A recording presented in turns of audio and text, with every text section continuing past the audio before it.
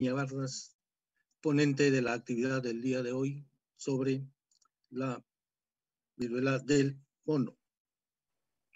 También queremos darle la bienvenida a todos los colegas médicos presentes y a todos los participantes en general a esta charla virtual. Por todos es conocido la experiencia del doctor Ciro Maguiña Vargas. Él es maestro y doctor en medicina en la Universidad Peruana Cayetano Heredia, especialista en infectología, medicina tropical y dermatología, docente principal de la Universidad Peruana Cayetano Heredia, doctor honoris causa y docente honorario de 10 universidades nacionales, académico de número de la Academia Nacional de Medicina, académico asociado de la Academia Nacional de Ciencias, autor de más de 200 trabajos científicos, 6 libros publicados y ex decano nacional del Colegio Médico del Perú. Es un gusto tenerlo al doctor Ciro Maguiña como ponente en este tema que recién empezamos a trabajar con él por su presencia aquí en nuestra región y en el país, y esperemos que aprovechemos sus conocimientos que son de una gran que se deben a una gran experiencia en el trabajo de la medicina. Antes de iniciar la exposición, quisiera señalar a los participantes que luego de la disertación estaremos dando unos 15 minutos para preguntas y respuestas. Las preguntas y respuestas las pueden hacer en forma verbal o por escrito en el chat del aplicativo. Ahora invitamos al doctor Ciro Maguiña para que haga su presentación en estos momentos. Adelante, doctor Ciro. Muchas gracias, doctor Rolando Nicama, a mis amigos de ICA y los que están participando en esta reunión virtual de un tema tan importante. Yo diría, tengo la suerte de tener amistades, pero tengo la suerte de ser también dermatólogo, porque esa es una ventaja como infectólogo que maneja mucho del material tropical. Te había visto un caso hace más de una semana, cuando sospeché en una clínica privada, cuando a otro colega se le pasó de mi especialidad. Y eso revela lo que más o menos van a escuchar en mi conferencia, cuán importante es estar actualizados. Incluso el propio ministerio se ha equivocado. Van a ver un portal que sacaron como es una enfermedad que yo diría como el COVID cambiante. No es lo que decían al comienzo la OMS, y ya felizmente los papers que publicaron en New England y otros papers permiten comparar lo que ya tenemos en el Perú. Y ya pasan los 100 casos, imagínense. Estamos después de Brasil en el segundo lugar, o porque somos sinceros, o porque realmente nuestro país pues, tiene las condiciones que permiten que la gente no se cuide. Y yo que manejo muchos pacientes con VIH, el tema de las ETS está olvidado por la pandemia. En una conferencia que di en otro lugar, hablamos que después de este primero o segundo brote va a haber incremento de la sífilis. Y obviamente las enfermedades sexualmente han estado un poco ocultas por el tema de la pandemia. Y esto es una nueva forma de ver que hay enfermedades que nos aparecen y nos enrostran a veces cuando abandonamos las condiciones sanitarias de control. Muy bien, hecho esta introducción, doctora Nicama, voy a tratar de resumir brevemente la experiencia peruana. Esto es lo que quiero comunicar. Ustedes vean la importancia de la clínica, que a veces los médicos jóvenes se han olvidado. Es un paciente soltero, no es el grupo de riesgo que ahora aparece en el mundo, y él me contó que sus fotos son autorizadas con permiso de él por razones éticas, que en la ducha notó unos bultitos que ven estos acá, eran unas pápulas ulcerativas, y él señala que al día siguiente hubo más bultos cerca al pene, lo dejó pasar y el 6 de julio aparece recién una fiebre no muy alta y un dolor en la zona inguinal del pubis. Entonces fíjese, comenzó con lesiones de piel sin fiebre, que dice la literatura que la gente primero comienza con fiebre de malestar, ganglios y después aparecen fíjese, no se ha cumplido. Y luego lo ve un dermatólogo, a los 5 días le dicen que es una foliculitis. Le da un antibiótico, una crema, y el paciente no mejora, y notó ya más bultitos. Miren acá en el mentón. Y luego la fiebre cayó prácticamente a los 3 días, 4 días, los ganglios siguen creciendo y aparecen más vesículas. Miren, pequeñas vesículas. Él contó en total 16. Y este paciente yo lo atendí en la clínica, felizmente estaba con mis guantes, con mi mascarilla, no lo puse en la camilla y solamente parado observé esta lesión y dije, esto es viruela del mono. Doctor, ¿cómo sabe? He visto publicaciones parecidas, fíjese. ¿Y qué hice? Inmediatamente al paciente lo mandé al 2 de mayo porque está más cerca, porque ahí hacen la prueba y el paciente lo observaron, mandaron a su casa, era un caso leve y el caso leve le hicieron en el INS la publicación, el PCR salió positivo, me comunicaron conmigo, lo está monitorizando y el paciente ha hecho una buena evolución. Le hemos indicado clindamicina, miren esas lesiones, hace unos días, están cicatrizando. Algunas, fíjense, vesiculares, pues, todavía demoran. Es bien interesante, cuando uno ve una simple epidermitis, a los tercer día prácticamente se secan, acá está demorando, casi una semana todavía ahí, fíjese, hasta pústulas. Entonces, si bien son lesiones parecidas de la pierna, de la mano, algunas todavía persisten a pesar de la clindamicina. Recuerden, esto es un tema viral. La de clinda le damos porque la infección secundaria es una complicación muy frecuente en la literatura internacional. Entonces, no es que las lesiones desaparecen rápidamente como un impétigo. Y decía la lesión de la cara que está bajando. Y obviamente las otras pequeñas vesículas también están bajando lentamente el 18 de julio. Como soy un consultor de estas enfermedades, me llamaron de Piura, un caso que no fue y otro caso que fue visto el 13 de julio. Y miren acá, esas pequeñas vesículas, pocas, más en la espalda, incluso ya con costras. Incluso la literatura dice que son del mismo estadio. No es tan cierto, miren. Hay pápulas y otras que son costras. Porque siempre hemos dicho que tienen el mismo estadio y no es tan cierto. Y la famosa palma de las manos que obviamente confunde la sífilis secundaria, que es un diagnóstico que hoy está reemergiendo antes de la pandemia o la epidemia de este brote. Entonces, nuevamente, la clínica nos debe sospechar, no para asustarnos. Yo no me asusté, le dije, yo sospecho que esa enfermedad es mejor que le hagan la prueba y no requiere pues hospitalizarlo, hacer un show, simplemente tener cuidado de la bioseguridad, que es la que yo tuve incluso antes de atender al paciente. Entonces, un tema que es clave en estos meses que se vienen es en el amplio diagnóstico diferencial y pensar que lo que decía al comienzo la OMS no es tan cierto. Ya la literatura mundial reafirma que estamos viendo más los llamados atípicos que son típicos. ¿Han visto? Tengo otra foto más de otro paciente de otro lugar que confirma lo que ustedes han visto.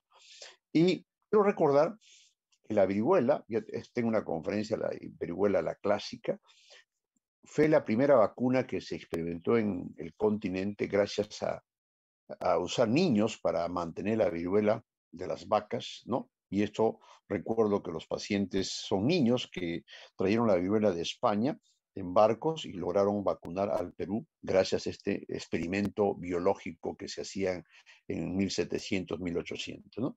Recordemos que mayo es un mes simbólico para muchas cosas. Resulta que de casualidad el primer paciente con esta enfermedad se publicó en mayo y el 8 de mayo la Asamblea Mundial de la Salud declaró erradicar una enfermedad y solo la viruela, la clásica, se pensó como un arma biológica. Ahí quedó la historia, pero lamentablemente el mundo actual que vivimos hace que reemerjan muchas enfermedades que están en los animales. Y el contacto con el humano hace que surjan como el VIH, como el COVID y ahora esta enfermedad que se escribió pues el año 58, tampoco es muy antigua, y que luego se hizo de casualidad en humanos el año 70. Pero luego se quedó confinada, ya pues, se conocía en África, una forma más agresiva en el Congo y una forma menos agresiva. De ahí no hubo más alaraca, siempre en África, Zika, chikungunya, VIH y ahora esta enfermedad. Entonces, hubo una epidemia de esta enfermedad, ya no en África, sino en Estados Unidos, donde mascotas que llevaron roedores, que llevaron de esta zona de África, contagiaron unos perros y los perros de la pradera hicieron la primera epidemia con 47 afectados en Estados Unidos, ningún muerto. Un cuadro parecido al que en África se escribía, primero un proceso infeccioso, las lesiones múltiples vesiculares pustulares y no hubo muertes. Luego, cuando se analizaba quién es el reservorio, resulta que el mono no es el reservorio, es atacado igual que el hombre, y se postula que son los roedores, como el roedor de Gambia, famosa las ratas de Gambia, pero también eso es un tema que no está definido, fíjese, es una enfermedad relativamente nueva, pero lo que sí no había debate de lo que pasó en África y en Estados Unidos era el contacto directo, íntimo, de persona a persona. Eso no ha cambiado, y la vía respiratoria, ojo, que sí en la antigua epidemia de la viruela era la más importante, obviamente la vía respiratoria. Acá prácticamente era lo que hoy se está viendo, es contacto íntimo, hombre, hombre, hombre, mujer, sin las medidas de bioseguridad que causa los problemas de contacto, ¿no? Y fíjese, en este estudio que hemos sacado de Alemania del mes pasado, el virus, si bien está en la persona, en la úlcera, en la vesícula, eso ya lo sabemos, ¿cuánto tiempo sobrevive y cómo sobrevive? Como todo virus, muere a menos de 100 grados. Y igual pasa con el COVID, con muchos virus que están en el ambiente. Y estos son unos estudios más modernos y que se ha encontrado que en muchos ambientes del paciente, desde la puerta a la ventana, coexiste. Esto es importante para la parte preventiva. Esto reciencito ha salido de la literatura, este artículo y señala acá en este artículo que obviamente de los pacientes que tenían la viruela del mono, que se ha encontrado el virus en distintos lugares por varios días, 10 a las 5, 10 a las 6 copias, que señalan que si sabemos que el contacto de las secreciones es una vía, también los objetos podrían serlo. Y esto, por ejemplo, acá está en este artículo, ¿no? En la manija de la puerta del baño, los tiradores de puerta, en la segunda puerta antesala, los botones de comunicación, etcétera, etcétera. Es decir, sí persiste el virus en la superficie del asiento de la silla, ¿no? Y estos son, en el artículo, un resumen de lo que señala. Entonces, el contacto animal, las mordeduras, ya se sabía, el humano con las secreciones o las heridas, y también los lugares que no son vivos, ¿no? ¿Cuánto tiempo? No lo sabemos. ¿Cuánto tiempo duran? Pero eso es parte de lo que nos enseñan estas nuevas enfermedades, la prevención. Decíamos que la viruela del mono, la que estamos viviendo, no se sabía que la vía respiratoria sea la más importante, hasta que aparecieron artículos del año 47 de un caso, ¿no? En un hospital de Nueva York, fíjese, ¿no? En Alemania también, en otro hospital en que estaban separados los pacientes, y el año 17 en Nigeria, trabajó de salud, que se contagiaron en una prisión. Es decir, la vía aérea también es otro foco, por eso es importante la mascarilla, a pesar que se sabe que no es la principal vía. Y que se sabía la enfermedad antes de lo que ya se descubrió en Inglaterra, es bien importante. Este es un estudio hecho en Inglaterra, casualmente, y que sacaron 7 pacientes, que ha sido publicado también en una revista Lancet Infection Disease. Y lo interesante de este artículo es que los casos que reportan de gente que viajó a Nigeria, otros adquirieron en el propio Inglaterra, eran gente adulta joven, ninguno se murió, y lesiones variaban de 10 a 150, ¿no? Lo interesante de este artículo es que ninguno fue del grupo que hoy vemos LGTB, o sea, una diferencia importante. Y el cuadro fue un cuadro que duró como el cuadro clásico que se escribe y se escribía al comienzo de esta epidemia. Lo interesante de este artículo digamos, de los casos de Inglaterra antes de la pandemia es que usaron en 3 pacientes el brincidofovir y el tecovirimat, que ha sido probado para la FDA para el uso clínico en pacientes complicados. La otra fue hepatotóxica. Entonces, el comportamiento clínico fue distinto al que vemos, hasta que nuevamente en mayo el Reino Unido notificó a un paciente que tenía las características de lo que se escribía clásicamente y se hizo la notificación. Lo llamativo es que este paciente, después apareció más pacientes rápidamente y casi todos eran ligados a úlceras genitales, las clínicas sexuales que pasaban, que se describió en el Lancet Infection Disease en junio también, y los pacientes obviamente tenían este contacto íntimo por su opción sexual y generó este es el primer artículo prospectivo en una clínica sexual y ahí aparecen que son las lesiones cutáneas las que han visto, las que son los que tenían estos pacientes y además tenían úlceras y otras lesiones que simulaban las ETS, ¿no? Esto fue explosivo. Miren, nomás para junio ya había más de 500 casos confirmados y nuevamente era el grupo de HIS o los contactos bellos o bisexuales que comenzaron a reportarse de manera creciente y luego pasó lo mismo en España, en Portugal, en Estados Unidos. Es decir, obviamente hay gente que ha querido atacar a esta población, pero obviamente es un grupo de riesgo que es tipo de actividad sexual no protegida que permitió que aparezca en todas partes del mundo, incluyendo el Perú, pero también puede el contagio heterosexual cuando no se hace bioseguridad, ¿no?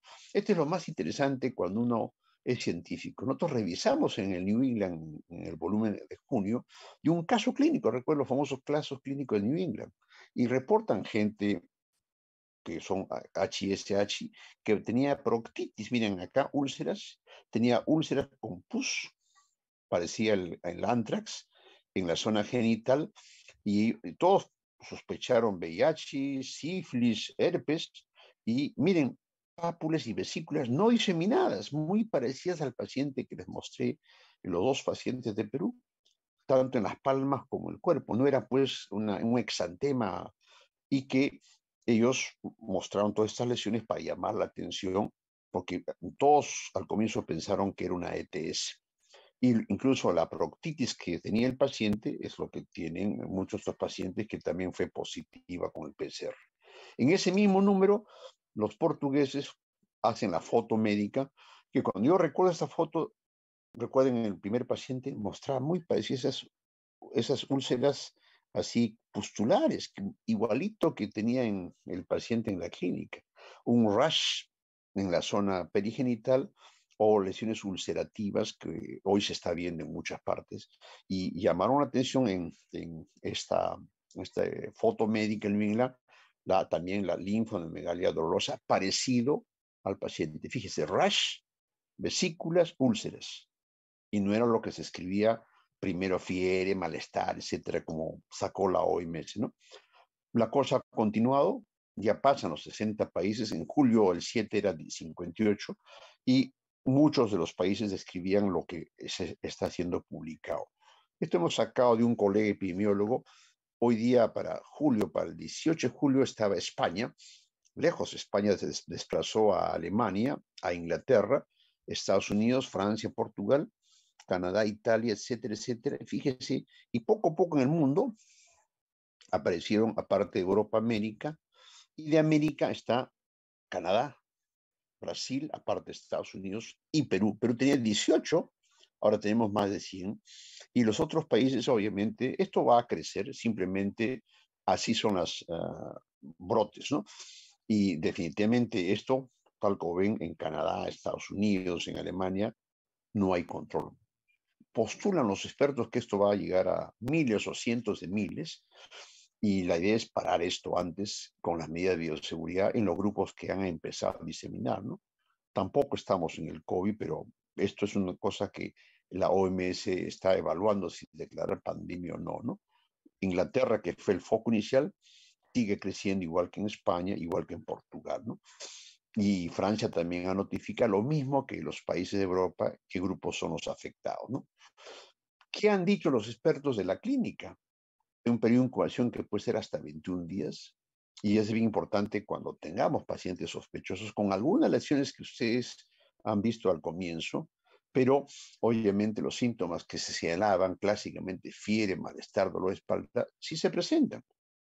Pero eso es pensando en el cuadro típico, ¿no?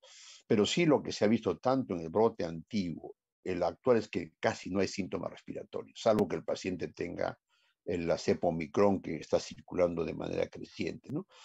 Y la OMS señaló, y eso es bueno recordar, que la fiebre puede ser inclusive alta. Y obviamente señaló que hay cuadros atípicos sin fiebre, y eso es lo que estamos viendo en muchas partes del mundo, ¿no? En cuanto a la erupción, lo clásico es que la gente comience en la cara. ¿Te recuerdan mi paciente que les presenté? No comenzó en la cara, comenzó en la zona genital. Y luego se siente en forma, digamos, otras partes del cuerpo por las piernas y los brazos. Eso sí se está viendo. La extensión en brazos y piernas, que los casos que se ven en Perú, y los ganglios sí están inflamados tal como se ha visto en los casos que hemos señalado. Entonces, esa linfonomegalia, te decía que en la viruela antigua no se escribía, ese es cierto, y obviamente es una, pero no es que estemos caso de viruela antigua, simplemente para recordar que sí es importante, pues un ganglio localizado, generalizado, unilateral o bilateral, como pasa en los arañazos de gato, como pasa en las adenopatías regionales, ¿no? Lo interesante es que es firme, sensible y doloroso, como hemos visto en los pacientes que hemos señalado. Entonces, ¿cuánto duran las lesiones de piel? La literatura señala hasta un mes más o menos que se recuperan. Y la letalidad se decía que era entre 1, 10, 20%. En realidad se calcula que es 3 a 6% de las formas más severas, ¿no? Lo interesante es que esta es un poco la historia natural y por eso es que desde que empezó el síntoma hasta que seque demora 21 días. Yo en el paciente que les mostré, fíjate, ya he visto, después de 8 días todavía las lesiones continúan y él tuvo días antes, casi 13 días, todavía las lesiones están activas. Entonces, esto sí es importante, no seca rápidamente. Por eso cuando mandamos a su casa dijimos, hasta que no te caiga la cosa, mejor te quedas aislado. Esto es lo que hacemos la crítica constructiva. Esto ha sacado el ministerio. ¿Cuáles son los síntomas? Fiebre, dolor de lumbar, inflamación de ganglios, dolor de cabeza, dolores musculares y cansancio. Y lo que dice fase eruptiva, erupciones en la piel. Creo que esto no es correcto. Uno puede decir, hay distintas lesiones que son vesículas, pústulas, úlceras, rash, que es lo que estamos viendo. Es decir, erupciones en piel es una cosa demasiado general que creo que mucha gente solamente que está enronchada por un medicamento va a pensar que tiene viruela del mono. Yo acabo de ver en la clínica un paciente con urticaria recurrente, que es un paciente con VIH, que tomó cosas que han hecho un rash, y le dije, este no es viruela del mono. Le dijo, ¿tú tengo viruela del mono? ¿Así dice el ministerio? No, tú tienes una urticaria. Entonces, ¿qué dicen los expertos buscando que la piel es un vehículo de alta sospecha? Es lo que he señalado, que según dicen los expertos, que está en el mismo estadio y eso no es tan cierto. Lo han visto con fotos que he señalado, que son centrífugas, eso sí, cara y extremidades, pero son muy variables. Esta foto típica que salió al comienzo no es tan cierta. Tal vez en África se da. En África las fotos que hemos visto son pues así, numerosas, muy similares, ¿no? ¿Y por qué es que esta cepa probablemente sea distinta? Sea una cepa distinta. Ya se han hecho estudios genéticos. Es otra cepa distinta a la africana. Y esto es lo que publicaron los expertos, las fases que va a salir, ¿no? De lo que se está viendo en el mundo, ¿no? Y el otro hecho es, obviamente, el paciente nos pregunta, doctor, ¿me voy a morir? Hay que decirle que es una infección leve en general, primer concepto. Y hay complicaciones desde cuando tiene mucha fiebre o lesiones ganglionares que causan dolor, pero lo más importante, la infección de piel. Por eso es que a los pacientes o les da antisépticos o como yo le di clindamicina, ¿no? Porque infección por gram positivos va a ser lo más importante en el manejo ambulatorio. Neumonía, felizmente, encefalitis, septicemia descrita en África es poco frecuente, y sí, la infección ocular, entonces hay que tener mucho cuidado con la manipulación que hagan los pacientes con su mano, ¿no? Y algunos hasta pierden la visión, reportes de África. Entonces, en el manejo ambulatorio que hay que hacer es manejar no con 3 antibióticos, un solo antibiótico, o dicloxacilina, yo me gusta más Clinda, y obviamente que agarre gran positivo, ¿no? Esto es lo que después ha reportado por la OMS, que el promedio es entre 3 y 6%, y son los inmunosuprimidos, los niños pequeños, los ancianos, que pueden tener menos defensas y complicarse, ¿no?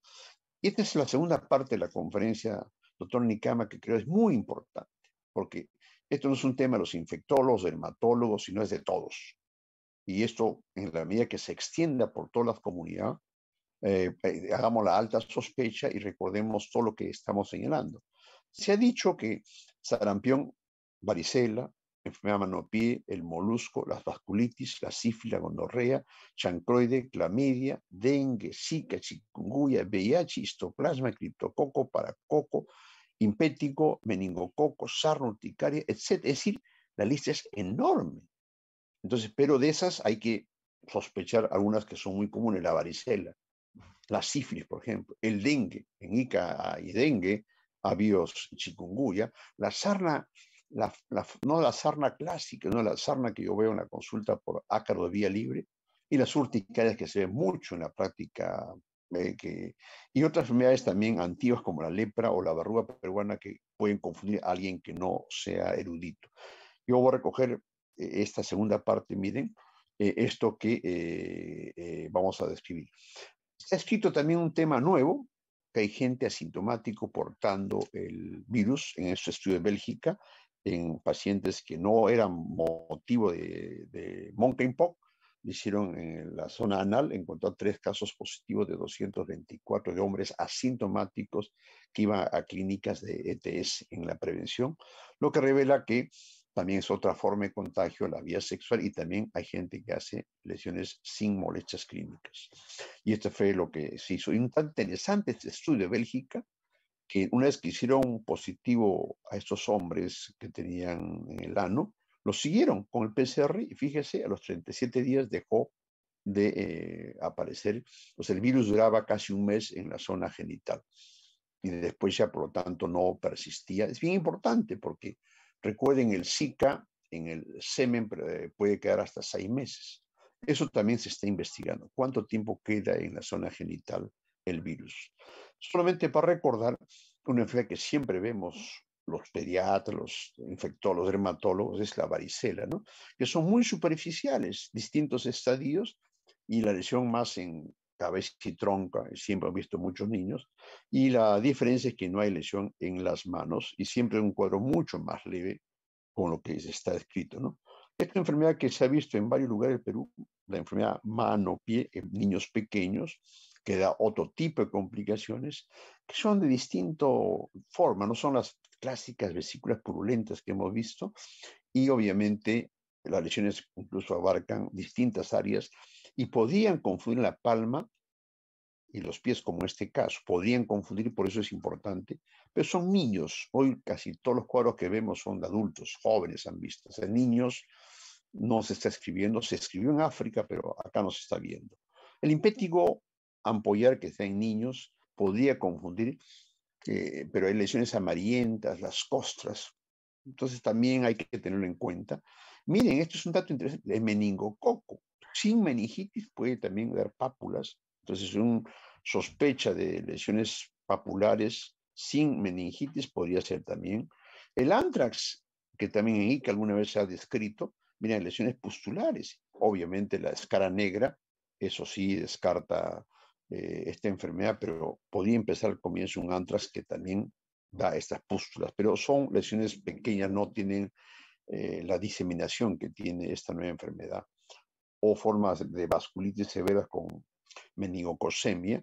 Miren, el herpes, que también se ha escrito, vesículas en distintas zonas, el herpes zóster, digamos, tiene otra característica, un dolor neuropático que no lo tiene. Estos son mis pacientes. Hace poco tuve un paciente con herpes, un chico joven de 15 años, con múltiples vesículas, y otro que tenía vesículas con costras que obviamente eran localizadas. Entonces también hay que no descuidarse. Sífilis secundaria, que sí es muy importante, más en este tipo de población. Estos son mis pacientes que tengo, por ejemplo, debutan después que están en buena evolución con lesiones genitales, o este paciente que tenía lesiones también en las manos y en el cuello. O él entra el diagnóstico diferencial de esta enfermedad, ¿no? Criptococo, que veíamos mucho antes en pacientes muy avanzados, pequeñas pápulas ulcerativas, costras en cara, en el cuerpo, que es otro gran diagnóstico, ¿no? Es un caso interesante que algún día publicaremos, pápulas con úlceras múltiples, que fue un VIH con histoplasmosis seminada, que da distintos estadios, ¿no? Verruga peruana, miren, si uno ve así, claro, esto son meses, 6 semanas, 4 semanas, ¿no? Esta es una forma que parece hasta varicela, y verruga peruana felizmente está en fase de control. un caso de libro que es un caso de paracoco juvenil de Juan Cui, vesículas, pápulas, fiebre, anemia, paracoco brasilensis. Y la psoriasis, que también vemos distintas formas, la gutata o la eritroedérmica. Verruga vulgar, que podía confundir. Claro, esto dura semanas, no tiene las características. Y no se olviden de los ácaros de vía libre. El Tarsonemus eurolifis comienza con picazón, urticaria y pápula. Miren, como estos dos casos que le demuestro, que podría ser también la varicela del mono. Agarra piernas, manos y a veces comienza una semana o 2 semanas y le pica. No hay fiebre, no hay adenopatías, pero ojo, hay que tenerlo en cuenta. Y el caso del VIH que da muchos patrones térmicos, un rash, que puede ser también exantemático, puede ser distintas formas, incluso en la tipo purpúrico o vesicular en la boca, o exantemas maculopapulares del chikungunya, dengue y zika. Esta es de las fotos que tenemos de chikungunya. Entonces, vean las distintas enfermedades en el Perú y en el mundo que pueden confundir. Lo importante es que no pensemos solamente que estamos viendo un brote típico. Cualquier sospecha urticaria, vesícula, pápulas, úlceras, en distintos lugares deben hacer sospechar la enfermedad. Se ha dicho que los que hemos recibido la vacuna, los que pasamos los 60 años, estamos protegidos en 85% que no nos dé. Eso es cierto. Y pues dicen los expertos que la vacuna del mono que existe ya registrada científicamente sería necesario para grupos de riesgo. Hay todo un debate que se está dando, pero los que tenemos más de 60 estaríamos protegidos en 85%. Y por eso dicen que la población joven o adulta joven tenía más chances si esta epidemia crece de manera significativa, ¿no? ¿Y cuándo hospitalizar? La tercera pregunta, ¿no? Casi en el Perú, casi todos están siendo manejados en su casa, salvo que tengan una sepsis, una neumonía, una encefalitis, una queratitis. Eso también está en el protocolo del ministerio. En conclusión, lo importante es aislar en la casa, solo los casos así que tienen un grupo de riesgo y este tipo de complicación puede ser manejado en los hospitales, ¿no? Y el diagnóstico, felizmente, existe el PCR, que permite rápidamente en un día tomar la decisión y aislar al paciente, ¿no? El manejo va a depender de la gravedad, muchos manejos sintomáticos, lo hemos señalado. Lo más importante por la experiencia mundial, que el personal de salud es el que hay que protegernos. Felizmente, por el COVID sabemos lo que es bioseguridad, y en las casas aplicar también lo mismo con el paciente y los contactos, ¿no? Y el riesgo se ha señalado en los distintos brotes en el mundo, que son obviamente la familia y los trabajadores de salud, como es obvio por la forma de contagio que tienen, ¿no? Y el manejo es sintomático en general. La FDA lo aprobó, digamos, que esta droga, el tecovirimat, podría ser usada, pero no está para uso masivo y obviamente el debate es usarlo en pacientes complicados, ¿no? Ese es un poco lo que está planteando, y el resto son ya terapia de sostén, ¿no? Este tecovirimat se llama TPOXX, que digamos prácticamente es la droga que sí podría servir. La otra droga, que vamos a ver después, es muy tóxica.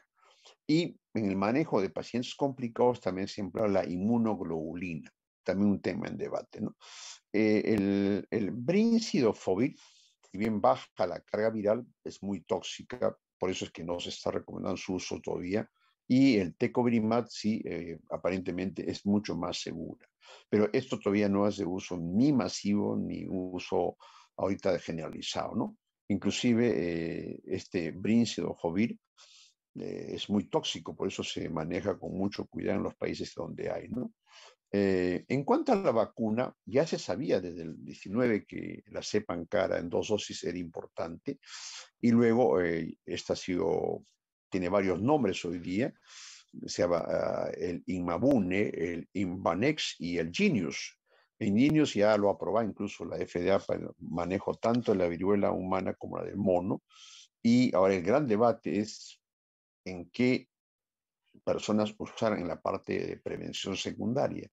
En los grupos de LGTB que tienen mucho riesgo y no hacen caso, en los trabajadores de salud. Entonces ya se está todo un debate. Incluso hay muchos países que están adquiriendo esta vacuna que probablemente se emplee en función de la oferta y la demanda en grupos de riesgo es lo más probable. Eso todavía no está consensuado, ¿no? Por eso es que la OMS hace poco sacó un documento, Consejo de Salud Pública para homosexuales, bisexuales y otros hombres que tienen relaciones sexuales con hombres acerca del reciente brote de viruela símica, ¿no? Y obviamente en ese reporte que es público hablan de lo que hemos señalado en relación a todo lo que es las molestias que hay que tener en cuenta. Y nuevamente, fíjense, se equivocan, por eso hay que hacer una crítica. Dicen, erupción o exantema con ampollas en la cara, las manos, los pies, los ojos, la boca, los genitales. Dicen ampollas y erupciones. Y eso realmente me parece que es un mal mensaje, ¿no? Y uno ve la literatura mundial, lo que hemos visto no coincide con lo que señala alguien, digamos, solamente que tiene rash va a ir a sospechar, y eso no es cierto, ¿no? Creo que es una crítica constructiva que hacemos en la parte preventiva, ¿no? Otro paciente que sí no tengo autorización, miren, ha comenzado en la cara una pequeña vesícula que también es positivo. No esperen pues que el paciente esté lleno de ampollas, vesícula para sospechar. Así puede empezar esta enfermedad, ¿no? Entonces, en conclusión, mi estimado doctor Anicama y colegas de ICA y todos los que me escuchan, estamos asistiendo nuevamente a una enfermedad, digamos, que tenemos que vigilar mucho más. Hay muchas enfermedades del Perú que podrían pasar por nuestras narices, pero si bien los mensajes tienen que ser no de susto, lo importante es que cuando tengamos pacientes con lesiones de piel, mejor usemos guante. Y la mascarilla no hay que dejar. Yo prácticamente vivo con mascarilla, es aburrido todo, no todo por el Omicron, por todo, pero sé que es una arma muy importante mientras no tengamos. Y recuerden, esto que yo revisé en la literatura, lo estamos viendo. O sea, lo que pasa en Francia, Inglaterra, España, lo estamos viendo en el Perú. Ahora, ¿por qué el Perú ocupa el segundo lugar en América? Recuerden, Perú ocupa en muchas cosas primero, segundo lugar. Y recordemos que lo más importante es el tema preventivo en relación a que ningún trabajador de salud ni el personal familiar puedan diseminar más. Sería peligroso que este crezca y la vía respiratoria sea otro foco. Ahí sí sería un poquito de mayor preocupación. Y nada más. Muchas gracias por la atención y tenemos unos minutos para preguntas respectivas. Hemos terminado antes, dado que es un tema muy cambiante y nuevamente espero que haya preguntas para orientar las que pueda saber. Muchas gracias.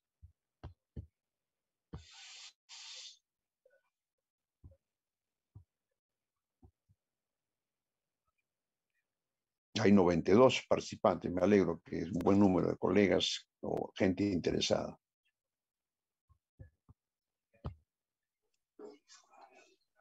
Bien, muchas gracias al doctor Ciro Maguiña por su exposición, siempre tan didáctica, tan ilustrativa, y guiándonos el camino para poder al menos mitigar o controlar en algún momento, si Dios quiere, desaparecer estas enfermedades que ya se van sumando una tras otra y estamos, es decir, no, puestos a prueba como sistema de salud regional y nacional para poder enfrentarlas. Con los pocos recursos que tenemos, siempre surge el tema de los recursos, son escasos, pero así cumplimos nuestro trabajo y lo que sí el doctor Luis Muñoz Anteaparcana, a través del Consejo Regional Noveno de ICA, tiene una gran preocupación, se lo comunico, doctor, para una reflexión de parte suya, es sobre el abordaje del problema a través del Consejo Regional de Salud, ¿no?, que está inactivo en estos momentos, y la respuesta multisectorial tiene muchas debilidades porque definitivamente podemos estar dando respuestas disímiles y que nos pueden confundir a la población más que ayudarla. Me podría salir un poquito del tema, plantear la pregunta sobre cómo poder trabajar, cómo poder estimular a nuestras autoridades para poder trabajar en conjunto a través del Consejo Regional de Salud. Sí, casualmente, estimado doctor Nicama, el tema es que cuando uno ve las enfermedades en forma aislada y no de manera integral, un país tan difícil, con tantos problemas, se nos va a pasar muchas enfermedades. Yo retornaba a mis servicios tropicales, es impresionante que los pacientes con VIH que están siendo referidos no lo atienden en centros y postas. Los pacientes con leishmania o el tema de la referencia no pueden ir a acudir porque dice que no tiene la carta de referencia. O sea, estamos acudiendo a una crisis sanitaria que estas enfermedades nos van a llevar factura. Muchos cánceres no han sido atendidos y los pacientes dicen, tu referencia no corresponde. Se agota la emergencia, van a las emergencias, estamos dando vueltas. Entonces creo que la crisis sanitaria va a no solo revelar lo que ya sabemos, estas nuevas enfermedades van a hacer que colapse el sistema. Entonces, por eso la alerta sanitaria ahorita que ya empezó el brote en el mundo y en Perú, nos debe alertar primero al personal de salud, que somos los que tenemos que enfrentar, como en el COVID, somos la primera línea de batalla.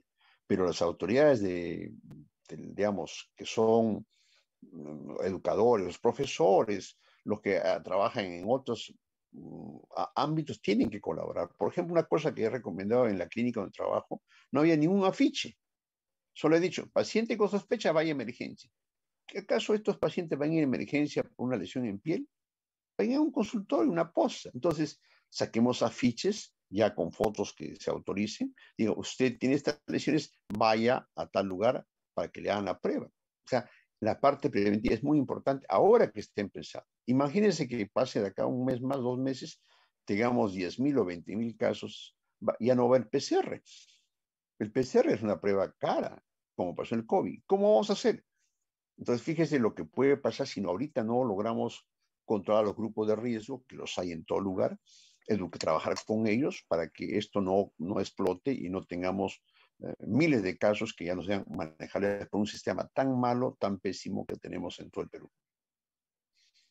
Gracias, doctor. Acá hay una preguntita que se refiere al tratamiento antibiótico. La plantea Hermes Ingante. Es ¿cuál otra alternativa tendríamos en relación a la clindamicina? Sí, excelente pregunta. En relación como sabemos que esta enfermedad es viral, usualmente no requiere ningún medicamento y uno puede ser antisépticos tópicos, ¿no? Que existen, antibióticos tópicos. En realidad, ¿por qué clindamicina? Porque han visto en la serie que presenté que un 20% puede ser infección secundaria. Clindamicina agarra bien el estafilococo, estreptococo y anaerobios. Es barata, se da cada 8 horas y se absorbe muy bien por la boca. ¿Qué pasa con la dicloxacilina? Si bien agarra estafilococo, hay que dar 4 veces al día. Y solo agarra estafilococo. Y además no se absorbe bien. La clindamicina se absorbe casi 95%. La dicloxacilina, que es buena, se absorbe un 60%. Fíjese entonces, por la farmacología es mejor la clinda, más por una enfermedad nueva que estamos aprendiendo. Tampoco hay que darle pues ceftriaxone, ciprofloxacina, no hay gran negativos en esta enfermedad, entonces tengan mucho cuidado con disparar con antibióticos. Y antibióticos tópicos hay varios, el ácido fucídico, la mupirocina, que también se pueden dar, ¿no? Pero es mejor el antibiótico oral que he mencionado. Ahora, si es alérgico, obviamente yo no le diría una sulfa da mucho rash. Uno podría dar, digamos, una cefalosporina tipo cefadroxil.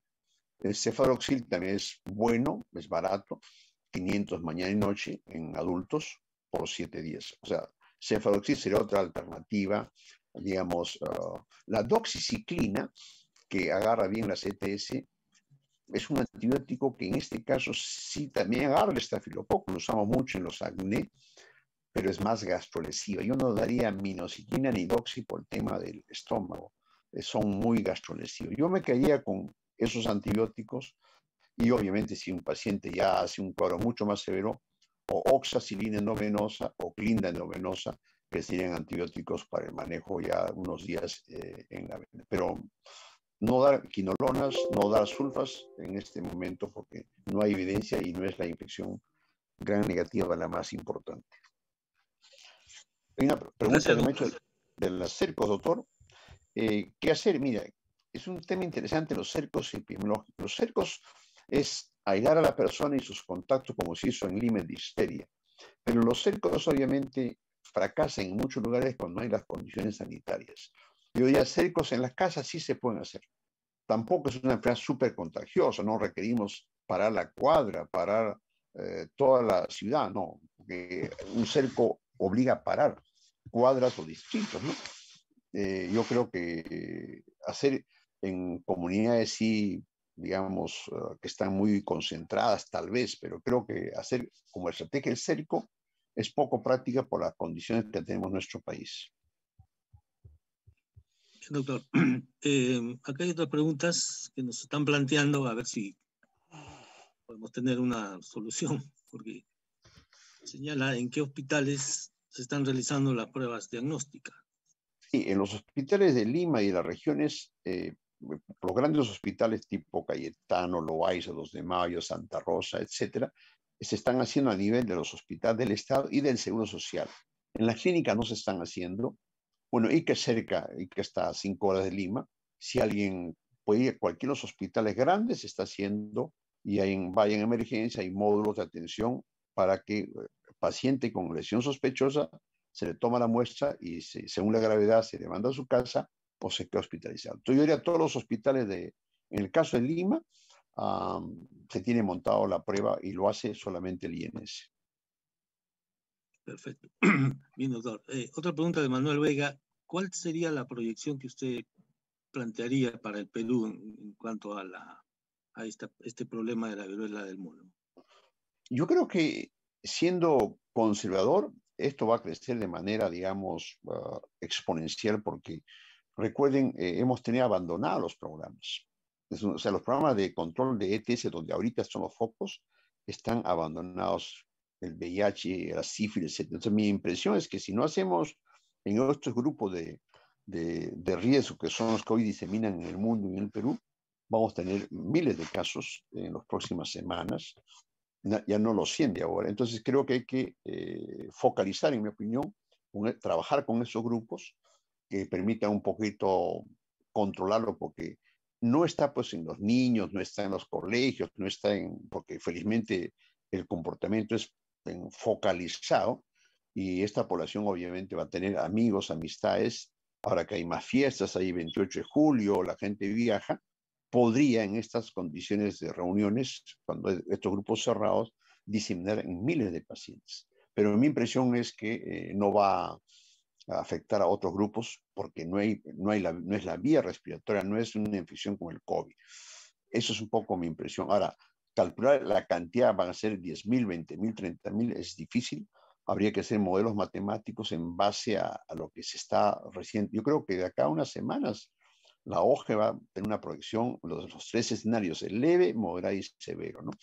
Pero hay que estar preparados para todas las posibilidades, como se hizo en el COVID, en las 4 horas correspondientes. Gracias, doctor. Hay una pregunta de Catherine y Fernando. Dice, con respecto a la transmisión con los objetos que la persona toca y deja fluidos con el alcohol, ¿se reduce el contagio? O sea, si reduce el alcohol, ¿reduce el contagio? Recuerden, todas las sustancias que usamos en el tema del COVID y otros virus son viricidas. O sea, esto van a matar al virus. El tema es que objetos de uso personal, pañuelos, papeles higiénicos, todo lo que el paciente use, eso hay que eliminarlo en bolsas cerradas. En el caso de la ropa, eso hirviendo normalmente van a matar el virus, no requieren eliminar la ropa ni la cama, ¿no? No caigamos en una psicosis. Entonces, lo que se desecha en bolsas herméticas cerradas. Pero el uso del alcohol y antisépticos son viricidas. Lo que usamos normalmente, felizmente, van a matar. Si al COVID lo eliminan, imagínense que es contagioso. Entonces, usemos las medidas generales, no requiere un nuevo antiviral poderoso antiséptico. Los antisépticos que usamos, incluyendo el alcohol, la lejía, inactivan este virus. Bien, doctor. Aquí hay otra preguntita del doctor José Vergara Carpio. Dice, ¿en qué momento de la evolución de la enfermedad iniciaríamos el uso de antibióticos? Yo creo que cuando uno ve lesiones vesiculares, como vieron en las fotos, por ejemplo, este paciente acá, obviamente es el virus, como en el caso del herpes zóster, ¿no? El herpes da lesiones también vesiculares o la varicela, ¿no? si el paciente, usualmente yo veo, si el paciente no tiene pocas lesiones, a veces solamente un aseptítico shock. Yo diría a partir del cuarto o quinto día, porque el cuadro puede ser leve también, pero los casos que estamos viendo en el Perú, mucho se complica por infección de piel y la literatura dice hasta 20. Yo diría el quinto día, cuando aparecen múltiples lesiones, uno podía empezar los antibióticos y usar lo máximo 7 días. Bien, hay otra preguntita del doctor Ernesto Sea Polar, médico de familia. Dice, quisiera saber si hay alguna prueba de laboratorio para confirmar el diagnóstico en atención primaria, o sea, en el primer nivel de atención. Lamentablemente el primer nivel pues está atrasado, ¿no? Ahí lo que tenemos que hacer en el nivel primero es sospechar todo lo que ustedes han visto y mandarlo a un hospital. No hay ninguna prueba ahorita. Ahorita tenemos PCR, ojalá que alcance. En la medida que el PCR es la mejor prueba en el mundo, pero mi temor es que si aparecen 10.000, 20.000, 30.000, no tengamos PCR. Y ahí tenemos que hacer aislamiento con las lesiones clínicas en grupos de riesgo en las casas, que es lo que probablemente sea cuando ya se acabe el PCR. A nivel de postas y centros no hay el PCR, lamentablemente. Todo se concentra en los hospitales. Bien, doctor, acá hay otra preguntita del doctor Hermes Encante. ¿Se debe continuar en paralela a COVID-19 la medida de uso de mascarilla, especialmente en instituciones de salud y lugares cerrados? Sí, yo creo que eso es una excelente pregunta del colega, porque hemos dicho, si bien la vía respiratoria en el mundo ahora los pacientes no tienen, pues ya he puesto 3 artículos que revelan que también es posible la transmisión, digamos, respiratoria. Y el personal de salud en ambientes cerrados que tenemos los hospitales puede ser un grupo de riesgo, como pasó hace unos años en la publicación. Yo diría sí, si bien no es la principal vía, creo que estamos aprendiendo.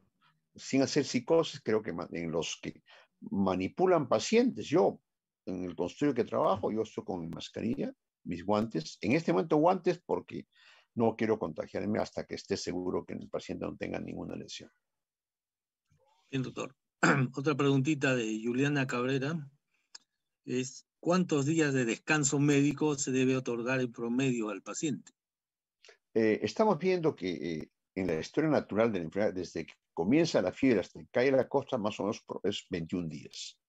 Entonces, el paciente tiene que estar aislado 21 días. Habrá que ver la literatura, a cuántos el promedio de, si son 10, 14 días que duran, pero en este momento es 21 días, 3 semanas. Bien. No sé si habrá alguna pregunta que alguno de los participantes que quiera hacerlo. Bueno, aquí llegó otra preguntita. Dice de Yomara Yanés. De todas maneras, buenas noches y las felicitaciones de todos los participantes que están escribiendo. Dice, en relación a la vacuna COVID-19, los pacientes sospechosos confirmados con viruela del mono podrían recibir y o continuar su esquema de vacunación. El tema es que, obviamente, si yo estoy con el viruela del mono, estoy aislado. En teoría, mejor es no mezclar las vacunas. Creo que hay que esperar que pase para dar la vacuna del COVID. Recuerden, el COVID que estamos viendo en el Perú son cuadros leves. No estamos en la segunda ola o la tercera donde había necesidad de vacunar masivamente. Creo que por el tipo de pandemia que vivimos, creo que mejor que pase el cuadro de viruela y después le vacunaremos. Creo que no hay que hacer terrorismo y asustarnos que el COVID lo va a matar, lo va a complicar. Creo que no sería justo. Creo que hay que ser pacientes en ello. Bien, doctor Ciro, no sé si habrá alguna otra pregunta que quisieran plantear. Pueden hacerlo también levantando la mano para poder darles la oportunidad de conversar o al menos plantear sus preguntas verbalmente. Un mensaje antes que se me olvide, doctor Nicama. Sí, Creo favor. lo más importante es que en atención primaria, que escuché una pregunta, yo creo que los médicos generales, los que están en centros y postas, van a recibir mucho estos pacientes. Y ellos obviamente son el primer, ellos entonces usen la teleconsulta. Yo estoy usando mucho mi WhatsApp, usen porque es que les manden, a mí muchos pacientes me mandan de regiones, doctor Maya, ¿qué opina? Entonces yo le pregunto dónde es, de qué país, o es natural. Entonces ya con eso digo, hay que hacer tal cosa. Yo creo que hay que usar la teleconsulta en pacientes que uno sospecha en la comunidad. Felizmente tenemos WhatsApp, tenemos medios. Creo que los médicos generales debían ser médicos, el personal de enfermería, porque un especialista sospecha más como nosotros, pero creo que en la medida que crezca la pandemia, yo sugiero que saquen más afiches así. No hay afiches de la OMS que dice exantema, sino afiches, vesículas, pústulas, úlceras, y esos afiches sean difundidos por los distintos medios, y el personal primario es el que tiene que alertar a nosotros y usando teleconsulta. Bien, doctor Ciro, creo que no hay otras preguntas. Muy bien. Saludos al Gracias. doctor Muñante, al doctor Hernández Zúñiga y a todos mis amigos que tengan, doctor Anicama, el neurólogo, a tantos amigos que conozco en ICA, y ojalá que esta pandemia pase y estemos en situ siempre colaborando con ustedes. Muchas gracias. Gracias a usted por su colaboración tan desinteresada y esperemos reunirnos nuevamente con usted para hablar sobre los otros temas importantes en la región. Muchas gracias. Feliz 28 a ustedes. Gracias. Buenas noches. De igual manera, y muchísimas gracias a todos los participantes presentes. Nos estamos despidiendo y damos por terminada la reunión, agradeciéndoles de parte del doctor Luis Muñante Apargana, decano del Consejo Regional Noveno ICA, Colegio Médico del Perú, del Comité de Educación Médica Continua, que va a continuar con este tipo de actividades en otros temas de la medicina, y el Comité de Salud Pública dentro de su tema, del cual nosotros formamos parte. Muchas gracias a todos y será hasta la próxima vez.